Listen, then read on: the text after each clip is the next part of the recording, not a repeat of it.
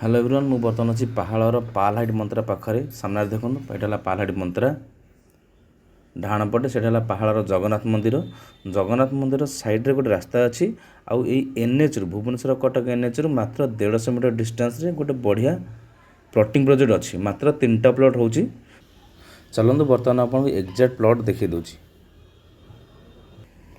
देखो सामने आप जो बिल्डिंग देखुं से पालहाट मंत्रा मात्र 150 मीटर डिस्टेंस रे प्लॉटा अच्छी। प्लॉट सामने देखो घर हो गला लोक रोच बहुत बड़ बड़ बिल्डिंग अच्छी। प्लॉटर साइड में घर अच्छी लोक रोच देखो यहाँ से एक्जाक्ट प्लॉट रेभ्यून रोड रु गोटे 20 फुट रास्ता जापर प्लॉट रोचे ये टोटाल 3टा प्लॉट बाहरी 5100 स्क्वायर फुट्र तो 1700 लगे 3टा प्लॉट हो पारे कि आप चाहिए 2000 कि 25 ना से करहब।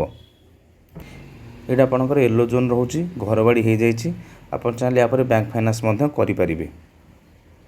जेहेतु प्लॉटा एनएच रु मात्र 150 मीटर डिस्टेंस अच्छी तो ये प्लॉट को आप सेमी कमर्शियल यूज करेंगे जमी क्लिनिक है कि होटेल है यह करेंगे। ये प्लॉट सामने 20 फुट रास्ता रही आम प्लॉटर लोकालिटी देखा तो एनएच रु प्लॉटा 150 मीटर डिस्टेंस रोचे पाखे मार्केट रोचे पहाड़ जगन्नाथ मंदिर ये जगह 150 मीटर रहा। 1 किलोमीटर मदर पब्लिक स्कूल रोचे 2 किलोमीटर आपन को सम हॉस्पिटल 2 रोचे। जब आप पहाड़ लोकेशन एनएच पाखापाखि जगह खोजुंट तो ये प्लॉट को देखापी निश्चय आसतु। ये प्लॉट से अधिक जानापी कि साइट विजिट करने दिया नंबर कॉल करूँ। रही देखा गोटे वीडियो गोटे भल और जेन्युइन प्रॉपर्टी सहित। धन्यवाद।